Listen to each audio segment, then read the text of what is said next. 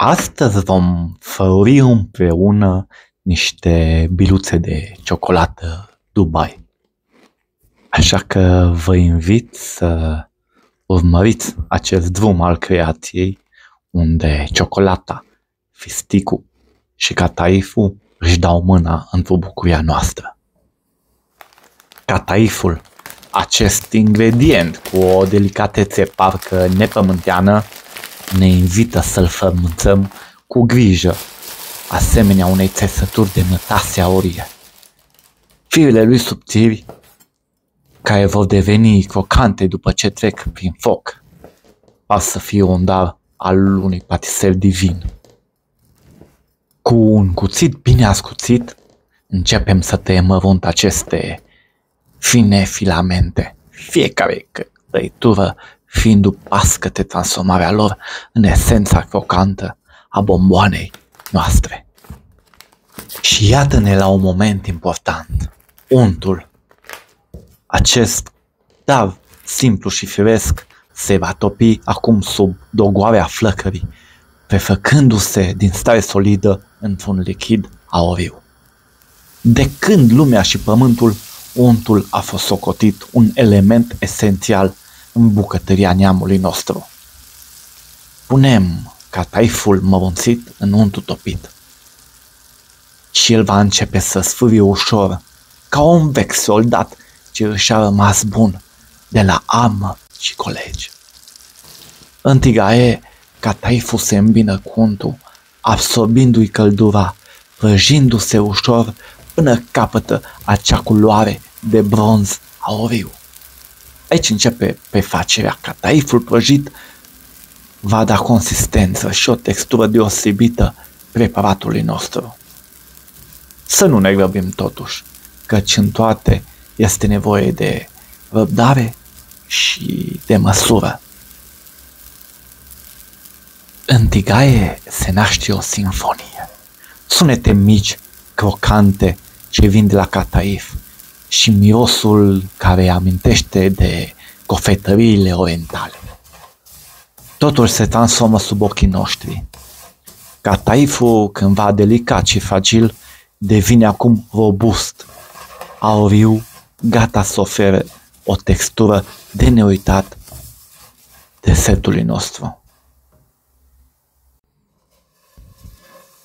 După ce cataiful prăjit s-a răcorit ușor, l-așezăm într-un bol și vine momentul întâlnirii magice cu fisticul. Pasta de fistic, cremoasă și catifelată, se alătură acestui crocant aurit într-un dans al texturilor. Amestecăm cu răbdare, ca și cum am picta o capodoperă. Așa cum un om de rând își amestecă gândurile înainte de o hotărâre importantă. Fiecare mișcare este calculată ca două suflete care se cunosc pentru prima oară. Pasta de fistic, verde smarald, îmbrățișează cataiful cu delicatețe, iar rezultatul este o compoziție omogenă, unde crocantul și cremosul se împletesc perfect. După o muncă chibzuită, lăsăm amestecul nostru la rece, preț de 15 minute, pentru ca răgazul frigiderului să desăvârșească acest proces de unire. Cât timp amestecul nostru se odihnește, noi ne îngrijim de alte lucruri. Luăm o mână de fistic și cu răbdare începem să-l decojim. Boabele sale verzi, ca niște smarande ale pământului, se pregătesc de a deveni podoaba finală a desertului. Cu un cuțit bine ascuțit, le tăiem mărunt, căci ele vor fi ultima atingere pe biluțele noastre, ca o coroană pe capul unui împărat. În fiecare tăitură de cuțit simțim măestria bucătarului, care știe că frumusețea unui desert stă nu doar în gust, ci și în înfățișare. Pregătim fisticul știind că va adăuga atât culoare cât și un plus de textură crocantă. Ei bine, dragilor, am ajuns la momentul în care iscusința și răbdarea se întâlnesc. Ne luăm aluatul odihnit și cu mâini grijulii începem să-l modelăm. Atent, porționăm câte o bucată și o rotim ușor între palme.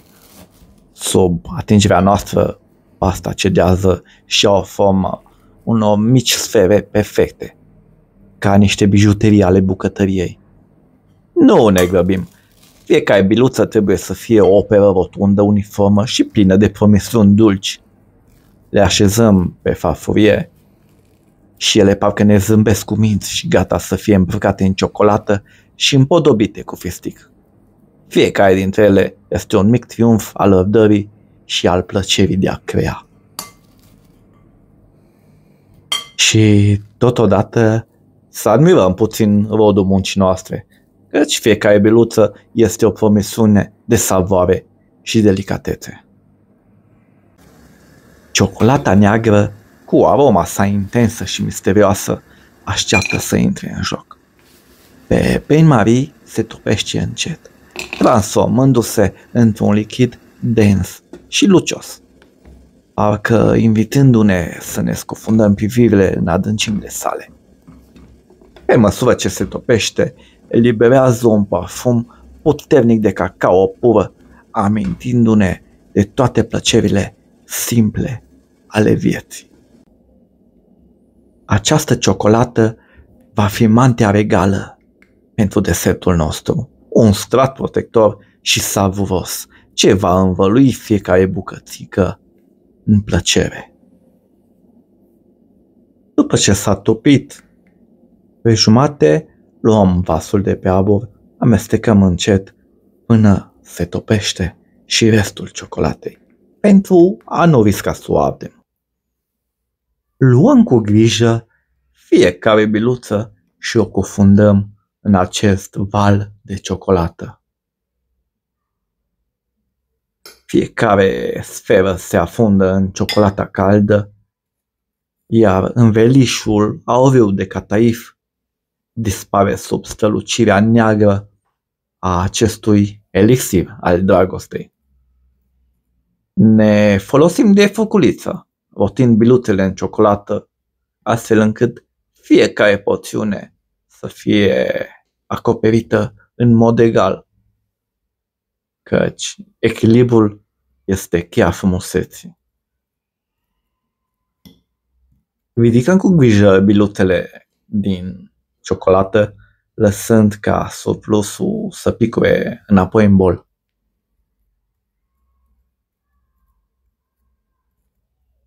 Mantaua de ciocolată se așează uniform, se întărește ușor în aerul rece al bucătăriei, dând naștere unor mici bijuterii dulci, gata să încânte privirea și totodată o promisiune a gustului desăvârșit.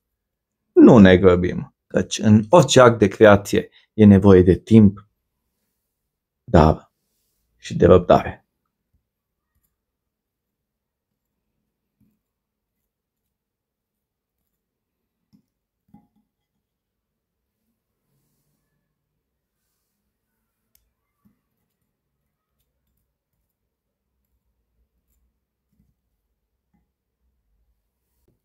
Cu gesturi fine presărăm fisticul mărunțit peste biluțe.